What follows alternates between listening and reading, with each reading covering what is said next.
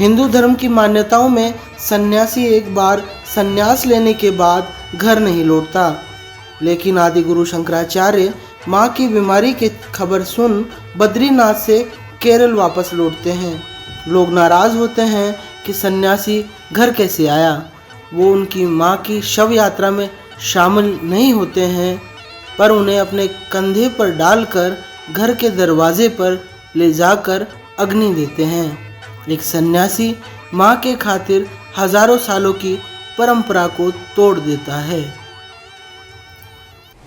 हमारे वैदिक धर्म में माँ का स्थान सर्वोपरि बताया गया है कि मनुष्य की सबसे पहले गुरु माँ बताई है। बच्चा जब जन्म लेता है तो अपने मुख से पहला शब्द वो माँ बोलता है।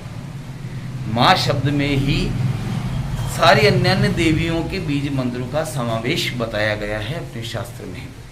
और माँ के आंचल में ही बच्चा जिस प्रकार से फलता फूलता है, हमने हमारी सृष्टि में भी, सनातन धर्म ने पूरी सृष्टि में माँ के भाव को देखा है। आप देखिए, जैसे औषधियों में हरड़ को माँ कहा गया है, देवियों में अन्य अन्य कई जो जगदम्बा है, सबको हम माँ समान मानते हैं। अब इस पृथ्वी को हम माँ मानते हैं, इस देश को भारत माँ मानते हैं। माँ का स्थान इतना ऊंचा गया है, जो श्रेष्ठ चीज है हम उसको माँ भाव से हम देखते हैं। पाश्चात्य संस्कृति में आज मदर्स डे है, लेकिन हमारे सनातन संस्कृति में नित्य माता का वंदन लिखा है। मातृदेवो भव, पितृदेवो भव, आचार्य देवो भव। और आप देखिए कि साल के हर 3 महीने बाद 9 दिन पूरा हम माँ को समर्पित करते हैं, जगदम्बा की उपासना करके, अपनी माँ की उपासना करके। माता के संदर्भ में अनेक अनेक सहस्त्रों कथाएं हमारे सनातन धर्म में हैं जो माँ की उत्कृष्टता को बताते हैं। लेकिन जैसे आदि गुरु शंकराचार्य जी कहते हैं, संन्यास के बाद में सारे रिश्ते टूट जाया करते हैं, लेकिन एक माँ को दिया हुआ वचन, एक माँ की ममता में बंधे हुए आदि गुरु शंकराचार्य जी भी जब माता का अंतिम समय आया, माँ ने पुकारा तो वहाँ गए और माता की जितनी जो भी औधिक क्रिया है सारी उन्होंने करी और अपनी माँ को दिया हुआ वचन निभाया, जबकि संन्यास ले चुके थे। तो माँ का दर्जा तो इतना बड़ा होता है कि कोई सा भी आश्रम उसके सामने छोटा है और कोई सा भी धर्म माँ के सामने छोटा है। हमारे जीवन में तो हमारी माता जी का आशीर्वाद इतना रहा कि उन्होंने अपने जीवन में सदैव संघर्ष किया और यही प्रेरणा दी कि मनुष्य को कभी भी अकर्मण्य नहीं बनना चाहिए, कर्म करते रहना चाहिए। और उन्होंने भी उम्र भर सारे कर्म योग पे अपना जीवन व्यतीत किया, हमें भी यही सिखाया। आज जो भी कुछ हूँ मैं, वो सब हमारी माँ का आशीर्वाद है और हमारे माता पिता का आशीर्वाद है और माता की अनन्य कृपा है और उन्हीं के आशीर्वाद से आज तक मैं यहाँ तक पहुँचा हूँ।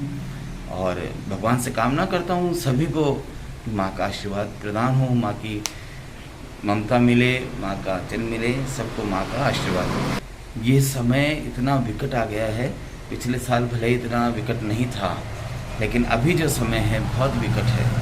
इसमें सबसे पहला आपको करना होगा, सावधानियां तो रखनी है जो सब कह रहे हैं, मास्क का प्रयोग करें, दूरियां बनाएं, जो भी है, लेकिन एक और चीज़, धैर्य सबसे बड़ी चीज़ है।